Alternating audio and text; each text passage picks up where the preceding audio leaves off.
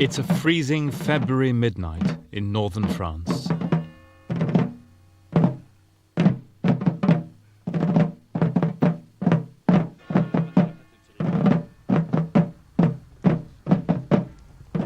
Former enemies, French and German, meet to commemorate the bloodiest battle in history, which began on this night 75 years ago. Verdun.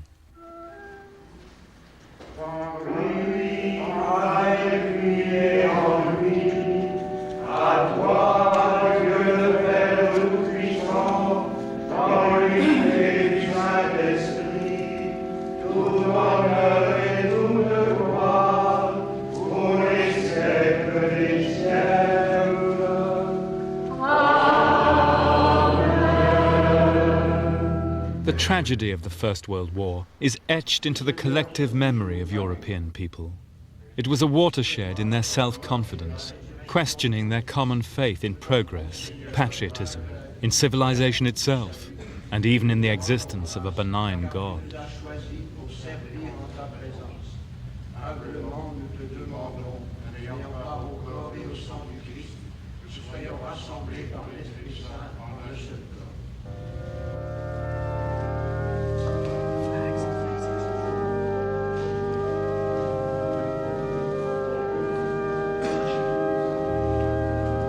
Under the flags of past battles, the old familiar rituals of Christian sacrifice take place.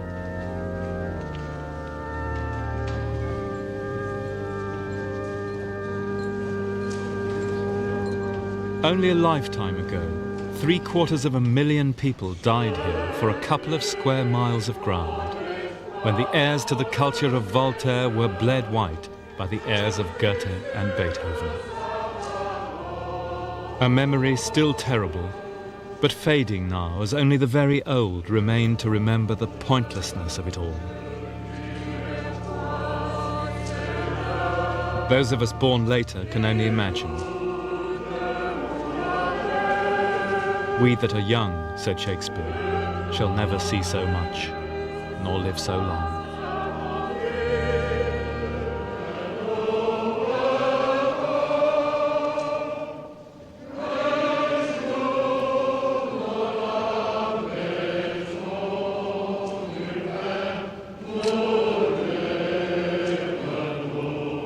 And now in the 1990s, after centuries of conflict, the Europeans are finally moving to unite. The descendants of the barbarians, of the Franks, Goths, Angles and Saxons, the first people in history to spread their civilization across the whole planet.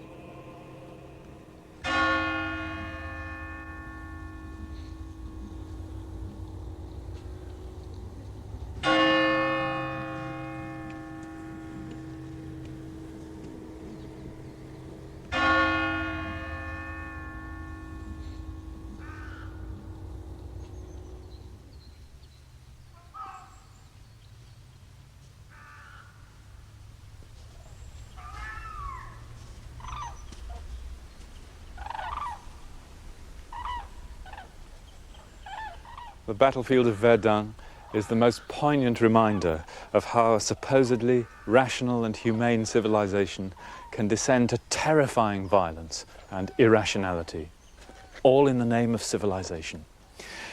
And that brings us to that most difficult of tasks, which is to see ourselves as others see us, to see our culture as we would a foreign country.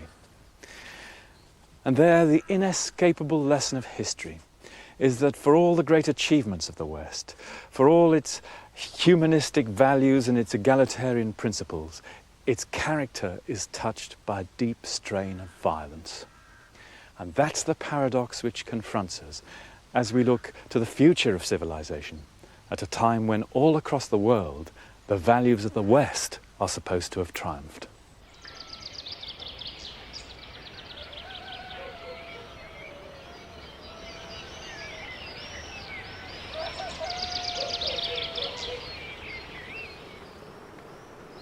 We Greeks live around the sea like frogs around a pond, said Socrates.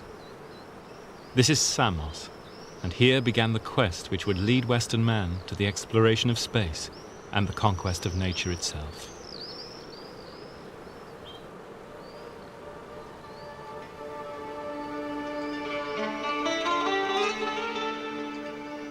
Here for the first time, Western man speculated on the composition of the universe, observing the geometries of nature.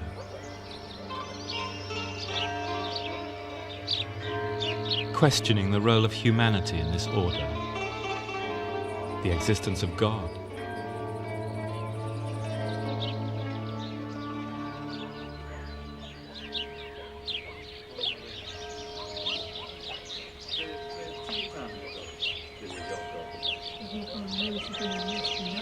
On Samos and its neighbouring coasts were born the scientists who laid the foundations of our modern view of the universe. The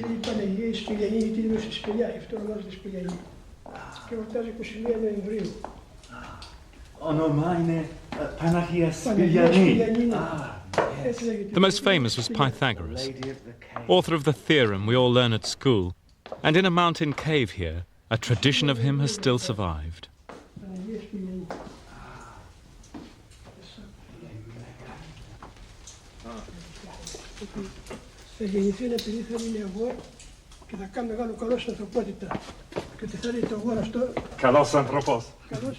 It might sound like a simple folk tale, but the tradition was first recorded not long after Pythagoras' day, and it contains an important kernel of truth, that for all their brilliant qualities of mind, the Greeks had to borrow from Africa and Asia to create their civilization.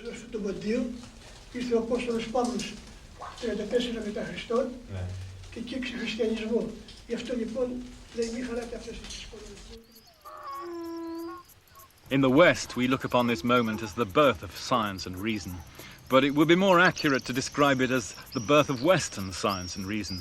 Because right across the old world at this time, around 500 BC, it was an astonishingly creative epoch. The Axis Age, the time of Confucius and Lao Tzu in China, of the Buddha and the great grammarians and philosophers in India, of the Zoroastrians, the Jewish prophets, and the philosophers and poets here in Greece, all of them grappling in their own way with the ultimate question, the nature of reality itself. Still the ultimate question, whatever your line of business, whether it's poetry, religion, or particle physics. But this was the first time that the West, Europe, had participated in these great currents of civilization emanating from Asia. And here in Samos, it's easy to see why, because that's Asia over there. It's that close. In fact, the Greek word Asia originally meant simply that coastline in front of us. So that's the beginning of the great land mass, the teeming heartland of civilization, stretching away across the Fertile Crescent to Iraq, Iran, India, and China. So not surprisingly, Pythagoras and his contemporaries had imbibed Asian ideas, Babylonian astronomy and mathematics, Indian ideas about the soul and about rebirth. They may have transformed them with their own genius, but the Greeks still shared the basic beliefs of those other civilizations, that the universe was an ordered, beautiful, and harmonious whole. In their language, a cosmos.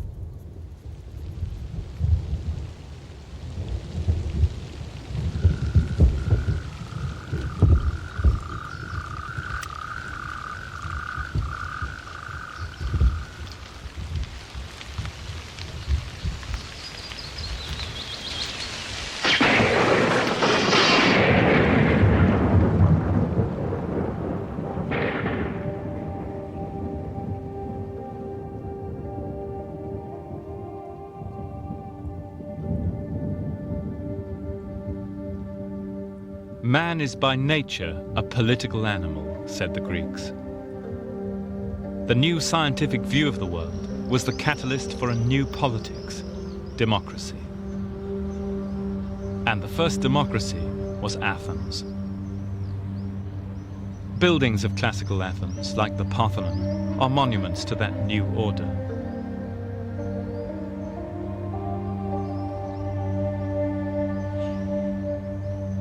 Like 18th century Britain or America, Greek democracy was limited, it excluded slaves and women, but it took the essential step of putting politics into the hands of the citizens. That was what the Greeks called politismos, civilization.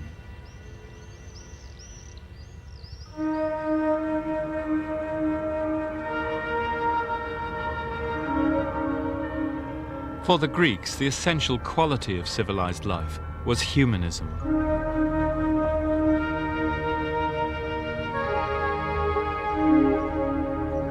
The idea that man is the measure of all things, that the fulfillment of each individual's potential was the goal of civilization. This idea permeated all the legacies in art, philosophy, and literature which the Greeks bequeathed to our modern world. In the dramatic festivals, 30,000 citizens saw these great issues of fate and freedom acted out for all to see.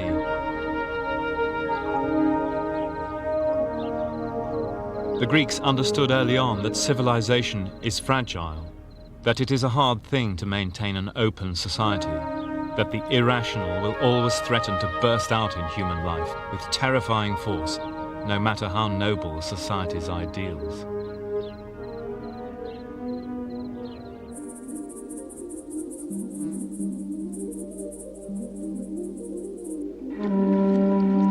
The Greeks, said Aristotle, are intelligent and free and have the capacity to rule all mankind. And in the 4th century BC, under Aristotle's pupil, Alexander the Great, they invaded the Near East.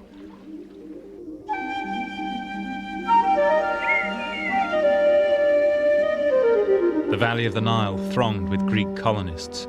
In Upper Egypt, the monuments were covered with graffiti by awestruck Greek tourists. To think, fumed an Egyptian priest, we taught these upstarts all they know.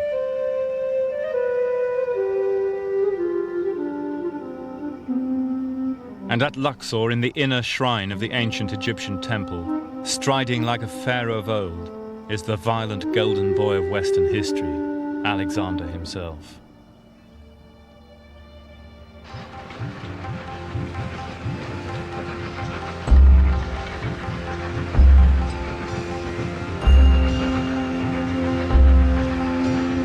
Overrunning Babylonia and Persia, the Greeks now crossed the Khyber Pass and poured into India, building their colonies on the northwest frontier.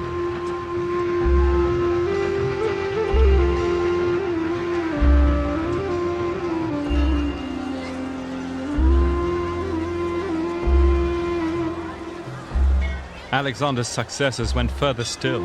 In the 2nd century BC, they sent devastating expeditions down the Ganges, sacking the ancient religious center at Benares.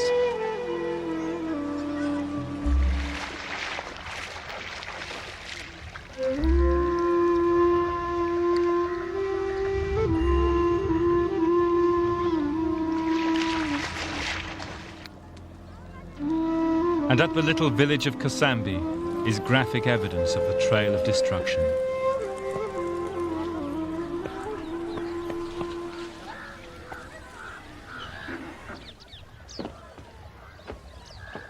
Here a Buddhist monastery has been excavated, which was swept by a Greek firestorm, torched by Greek mercenaries sweltering out here so far from home. Java, Supari, and blacks. These were terrible times, said the Indians. The vicious but valiant Greeks ruined our land with fire and famine, killing women and children, and even our cows. Such was the first time the West went out to the world.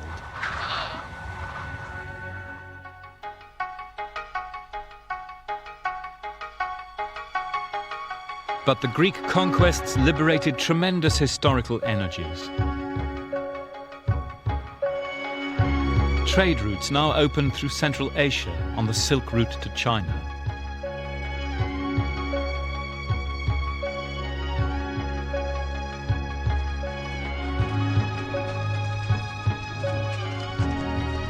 In earlier times, said the historian Polybius, the world's history had been a series of unrelated episodes. But from now on, history becomes an organic whole. The affairs of Europe and Africa are connected with those of Asia, and all events bear a relationship and contribute to a single end.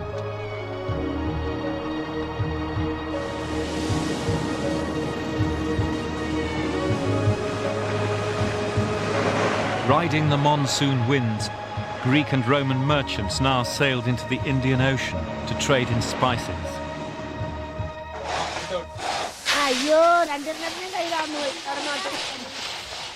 Each year, the Roman balance of payments ran millions into the red to fill the pepper barns by the river Tiber. It was the beginning of a vast exchange of cultures and ideas, the first glimmering of a world economy.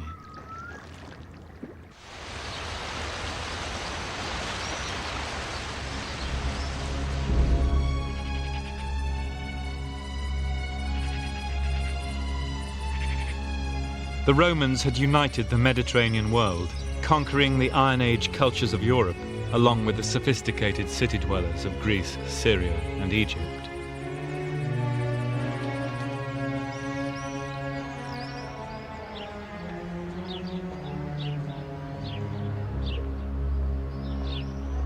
Brilliant architects, engineers, and military planners. Like all empires, theirs was based on military might, on slavery and cruelty.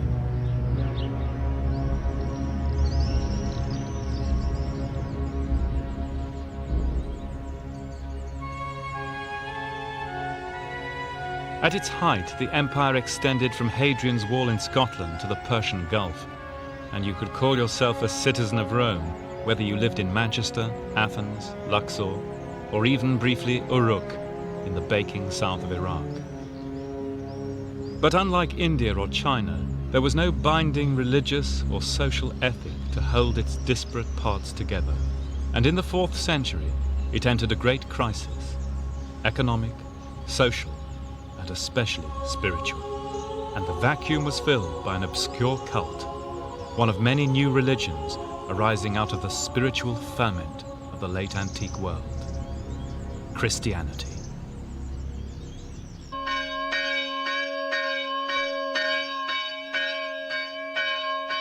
In Egypt in particular, a form of Christianity developed which would exert a profound and lasting influence on the Western mind: monasticism.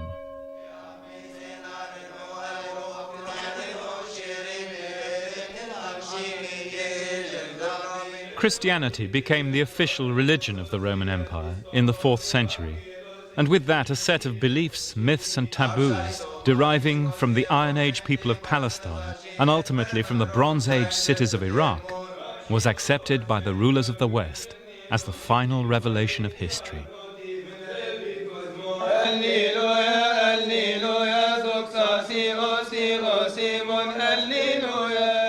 And even though the Roman Empire itself fell to the northern barbarians in 410 AD, this sense of historical mission was never lost.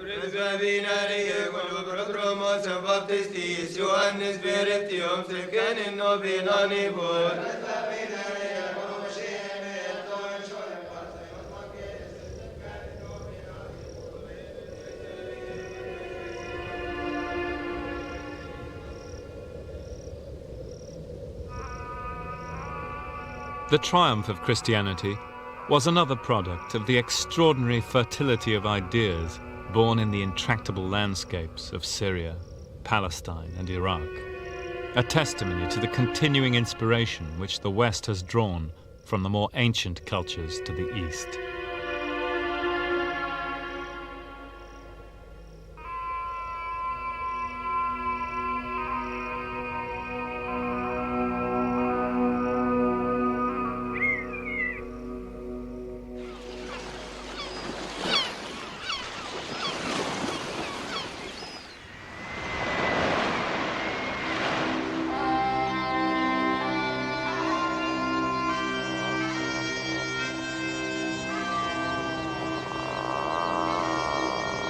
After the fall of the Roman Empire, tribes of Germanic barbarians made their new home in the ruined provinces.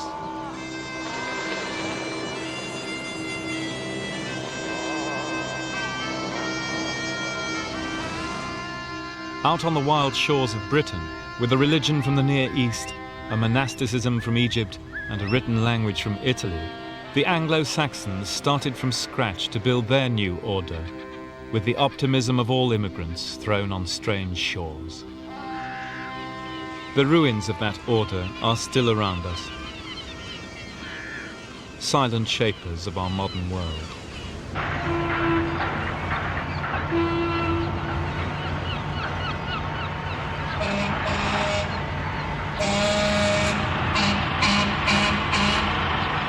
Here on the River Tyne in Northumbria, the searcher for that past has to travel back through many histories, through the ruins of later empires built on coal, steel and ships.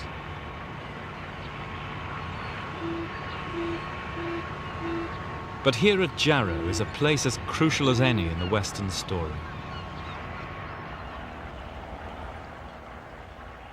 To get to it now, you have to cross muddy slakes and reclaimed slag tips. Here in the monastery of St. Peter and Paul, the first great history of the West was written, which spelt out the West's view of its own destiny. The author was a monk here, the Venerable Bede. Bede was the first to use the Anno Domini system of dating history from Christ's birth, which is now used throughout the world. The books written here give clues to his time. The biblical hero David, for example, was a model for the rulers of the barbarian West. Portrayed as the teacher of his people, the psalmist, he's a reminder that the great Western tradition of social legislation and welfare comes not from Greece or Rome, or even the Victorians, but from the Dark Ages. And here's David with the spear of God waging just wars against non-believers. Put the two ideas together and you have the ideal Western ruler from the Crusades to the Gulf War.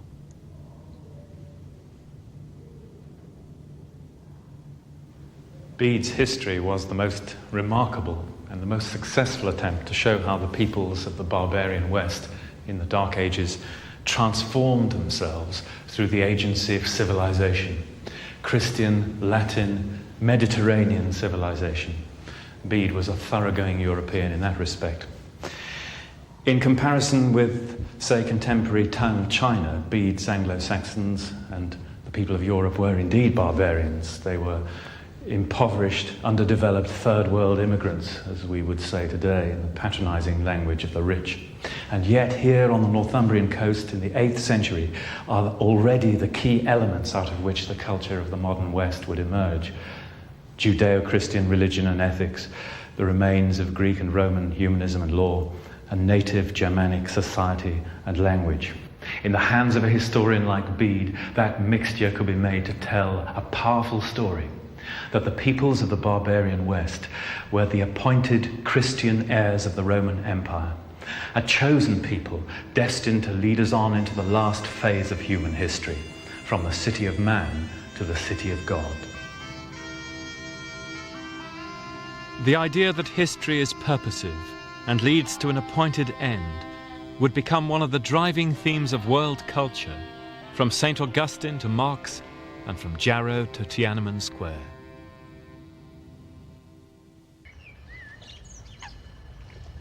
In the medieval era, between the 11th and the 13th centuries, the barbarians came of age.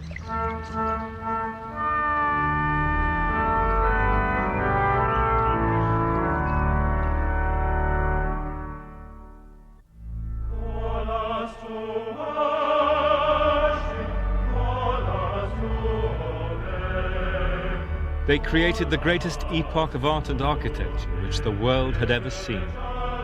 The age of cathedrals.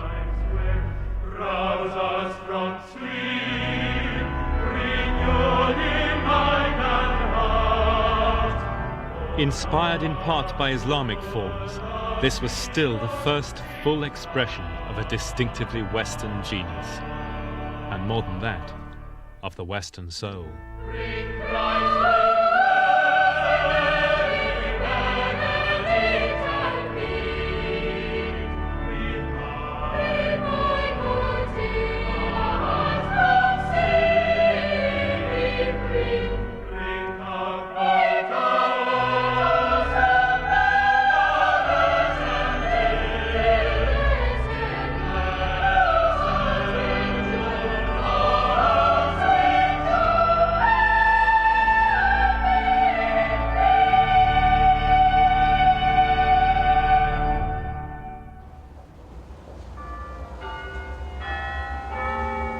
But even during the cathedral age, social forces were at work, which would eventually loosen the hold of the Church of Rome on the former barbarians.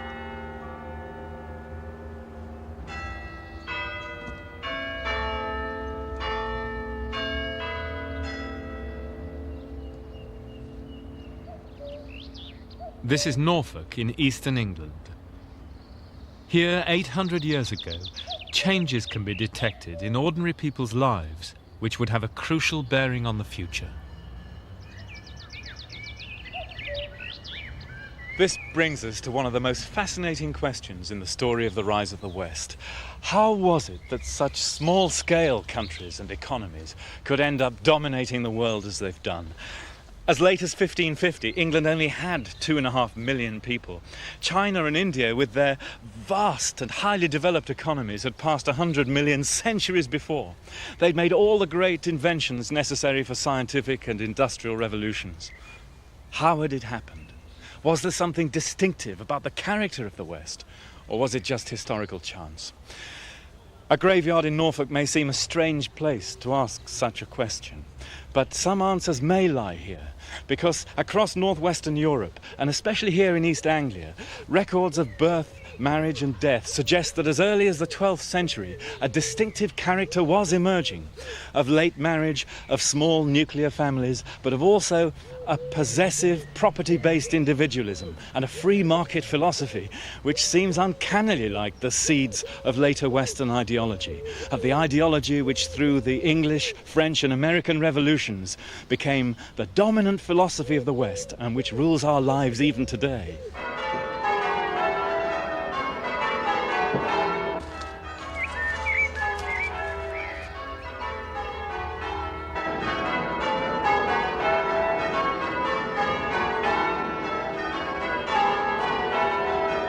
In parts of Western Europe, men and women were already marrying in their late 20s and having small families.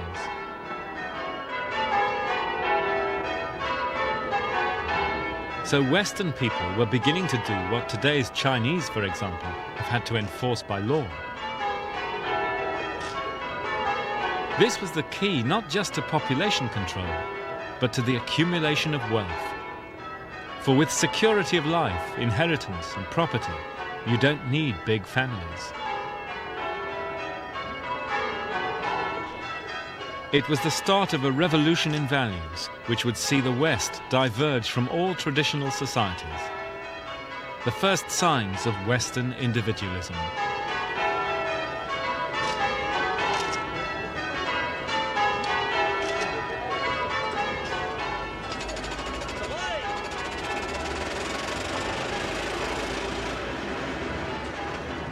Yes, there we are then. The Suffolk Punch in good order. What's the worth? 10 steady one, 10 below 10, 10, 12, I got 2, 14, 16. And individualism is the key to the Western conception of freedom. An idea which comes not from ancient Athens, but is rooted here in Western Europe. Sold to Mr. Sellers here.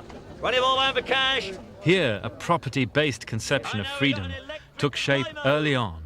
That's the one here, £10. The beginnings of capitalism. £5, 6 there, £6 and 6, 8, 8, 10, 10, not you, 11. 11 minutes, 12, So 12, here for the 15, first time we meet 13, modern Western 13, people, 13, 13, economically free, property owning, upholders of individual rather than collective values. It was a philosophy which would inherit the earth. Every time I call a name out, you'll have to edit that out because they're all on Taxford. Right.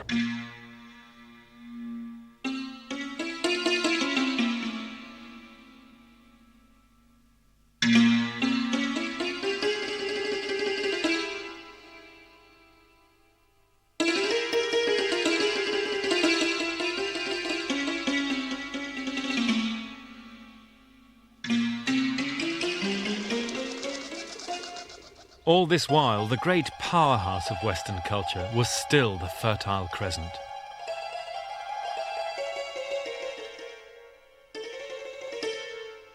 For the Muslims inherited the legacy of the ancients, and it was in medieval Baghdad that the first great attempt was made to bridge the religions of East and West.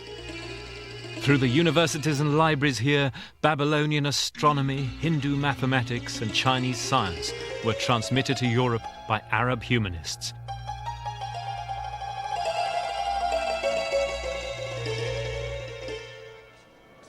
It was one of the great multicultural epochs of all time. If one could combine Arabic faith and Jewish intelligence, said one, with an Iraqi education, Christian conduct, Greek knowledge, Indian mysticism, and a Sufi way of life, this would be the perfection of humanity.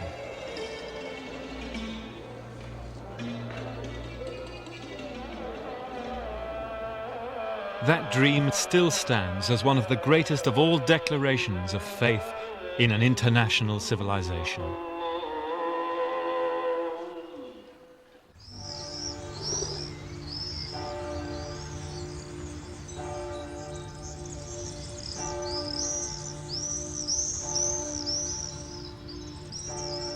Now there comes the event on which the whole course of modern Western history rests. An event which opened unimaginable mental horizons and brought undreamed-of wealth flowing back to Europe, renewing and transforming the spiritual empire of Rome, gilding its roofs with Aztec gold.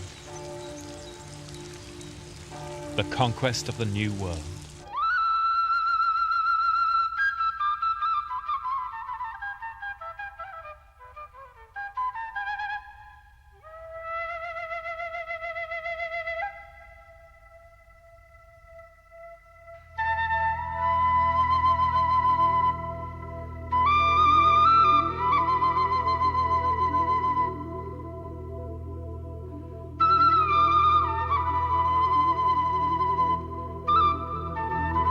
From Mexico to the Andes, the Europeans appropriated the almost limitless resources of the New World, studying its landscape with the churches of Christian gods.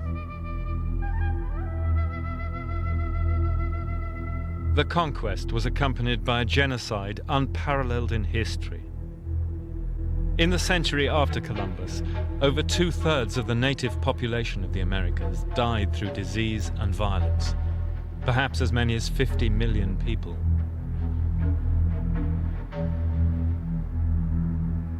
Columbus wrote to the Queen of Spain, "Our European civilization will bring light to the natives in their darkness, but for ourselves we will gain gold, and with gold we will be able to do what we want in the world."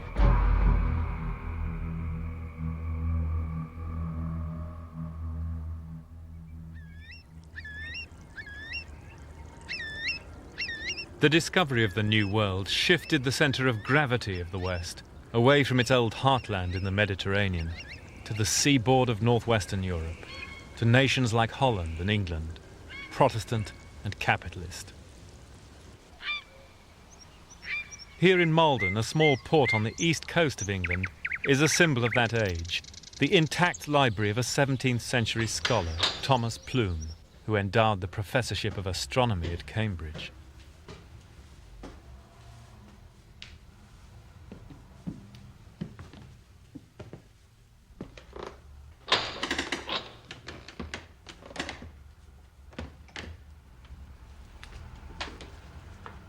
His 7,000 books enable us to step back into the intellectual world of this new civilization of the West at the point of its rise to world domination. Here are translations of Greek and Arabic science. Here's Galileo's vision of the cosmos. Descartes anatomizing the marvels of the human body.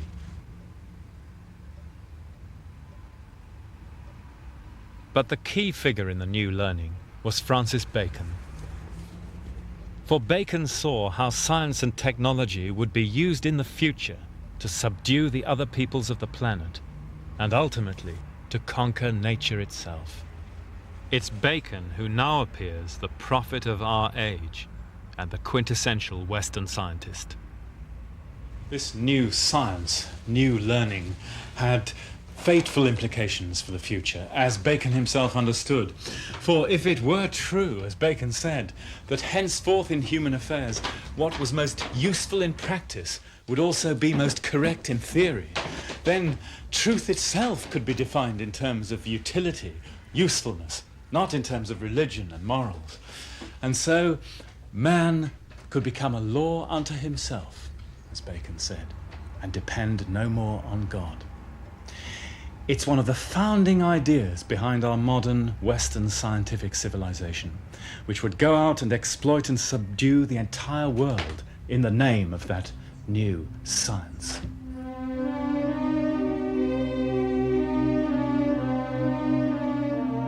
Now the workings of the human body would give up their secrets.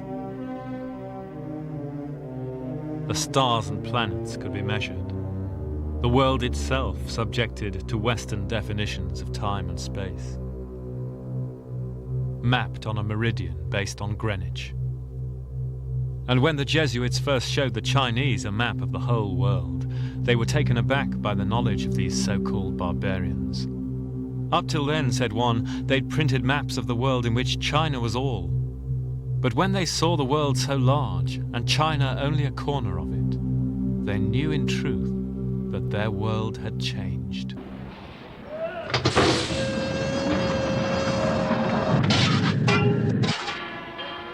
It was industrial revolution which now enabled the small-scale societies of Northern Europe to take a world lead in trade. And this happened first in Britain.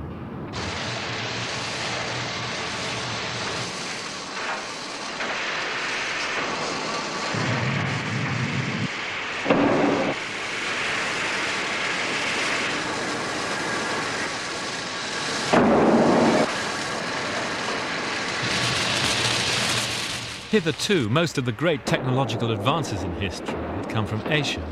But now the West leapt ahead, its mobile, individualistic populations becoming predominantly city dwellers in a few generations. The effects on human beings and the environment are still being counted. The industrial city has now spread across the landscape of the world, from the plains of India to the Yellow River in China. But it began here in Manchester. Its great buildings, like the Town Hall from the 1860s, stand as monuments to the ideals of that new civilization. The statues in the entrance are not to poets or gods, but to men of science, Joule, Dalton, and Rutherford, who split the atom here for the first time.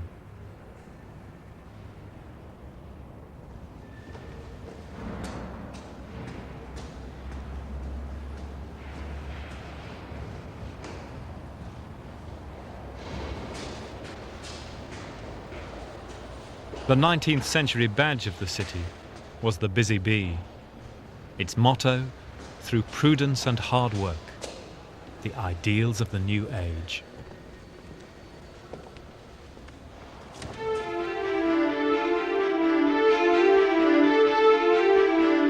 Foreign visitors were deeply impressed by this heroic materialism. This is an extraordinarily talented people, said a Chinese diplomat. How can we continue to call them barbarians? For they have taken on the mantle of civilization.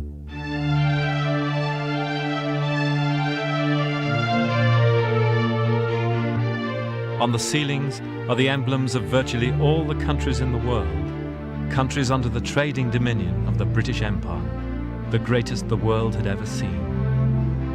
Among them, the ancient civilizations of India, China, and Japan, all now connected by this new form of international culture, manufacturing capitalism. The first cities of the great civilizations in India and China and the Near East had all been in some sense sacred enclosures, but these were emphatically places where money was to be made by hard work. The problems that they encountered in creating these industrial cities we're now familiar with all over the world. Population, poverty, health, housing, social order, democracy, and the ways in which they attempted to solve them here, the amenities which they thought were necessary for a civilized city life, have now become the blueprint for the modern city. But the Victorians differed from us in one important respect. but they were optimists about the role of the city as an ordering and liberating force in human affairs.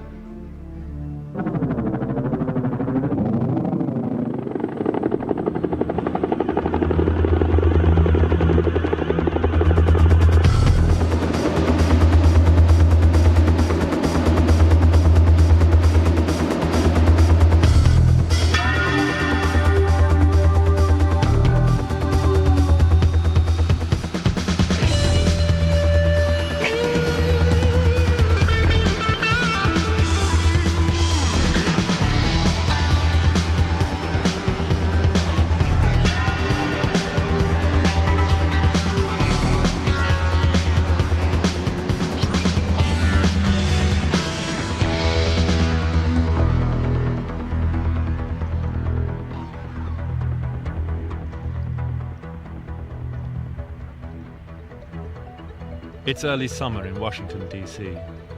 The leader of the modern West prepares to celebrate victory in the Gulf War of 1991. All around, Egyptian obelisks, Greek and Roman temples proclaim that the United States is the inheritor of the legacy not only of Europe, but of Greece and Rome and Egypt too. Never in history has so much power resided in the hands of one nation. The ideals of this new order are enshrined in marble all around. They're noble ideals. The Lincoln Memorial, modelled on the Parthenon in Athens, commemorates one who, through a brutal civil war, held on to the ideals of the European Enlightenment, the French and American revolutions. The belief that all are born equal, with equal rights to freedom and happiness.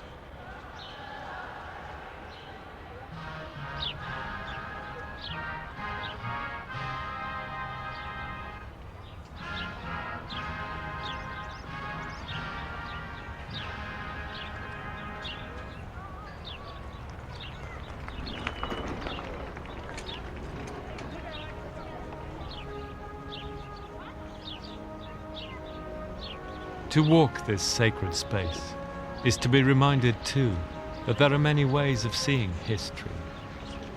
That history is ever changing, never definitive, never black and white, and usually with right and wrong on both sides. And each generation must reinterpret history, in the life of the nation just as in the life of the individual. In this way, like the pilgrims at the memorial to the Vietnam War, each of us tries to come to terms with our victories and our defeats, our wrongdoing and our suffering, our collective myths and our most cherished ideals. There we go. Okay. Want to put the helmet on? Good. Now, if you were flying along and all of a sudden you saw a bad guy, all you have to do is basically look at him and you can shoot him.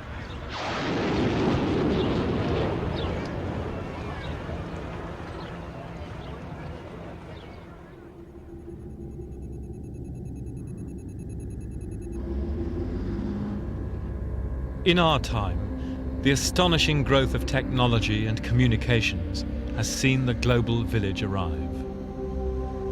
As a world ideology, our own liberal democratic capitalism would seem to have no rival. And yet, throughout the countries of the rich West, there's a growing and profound disquiet. A feeling that the Western way of life itself is no longer supportable, morally or practically, because of pollution, environmental destruction, and the continuing exploitation of the mass of humanity. If that disquiet is justified, which surely it is, then the great question for the next generation is simple. Are the values of the West alone enough to guarantee the continuing health of the planet? Those values, as we've seen, are writ large in our history. Individualistic, competitive, acquisitive, always pushing outwards, never happy in an empty room, as Pascal said. And yet it's the bearers of that vision of life, the rulers of the West, who hold in their hands the future of the planet. It feels at this moment as if the West, at the very moment of its triumph, has reached that point which comes to all civilizations, when, if they're not to decline, they must transform themselves by learning from others.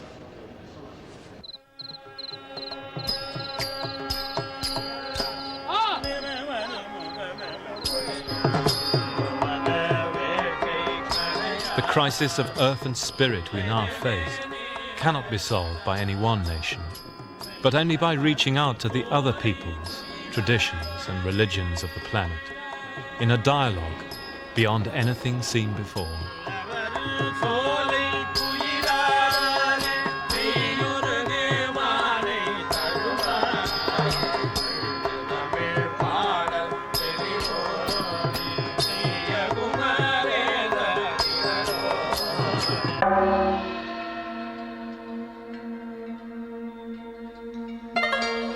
Great alternative traditions are still alive at the end of our destructive century.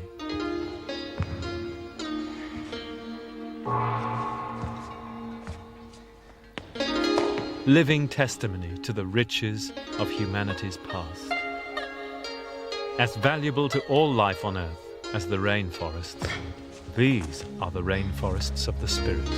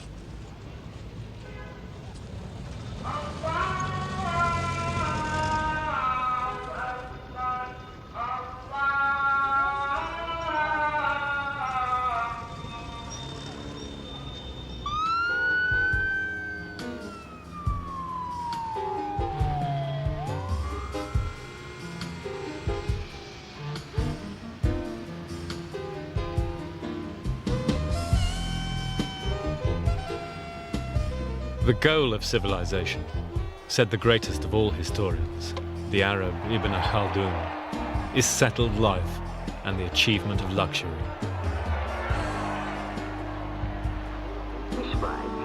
But there is a limit which cannot be overstepped.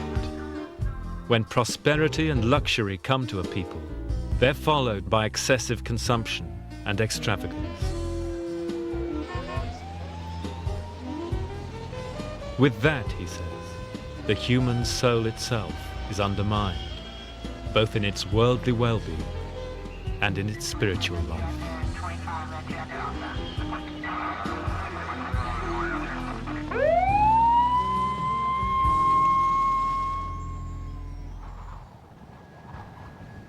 There's one last journey in this search for the origins of civilization.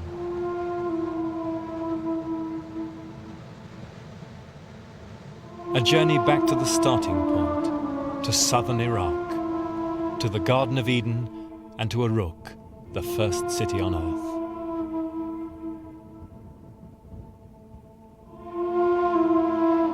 Here the Great Revolution happened 5,000 years ago, when people first tried to live in large-scale urban societies.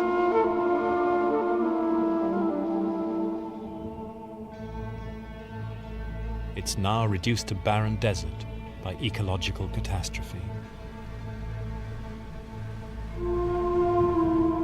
Here, the ancient Sumerians, the creators of civilization, told a myth about its origins. It was, they said, a devil's bargain, for it offered all the joys of life, the arts of music and sex, law, justice, and the noblest ideals of humanity. But it also brought destruction, violence, cruelty, and fear. All this is civilization, said the Sumerian god of wisdom. And if you wish its benefits, you must take all its qualities. It is for you to use them with restraint and with wisdom.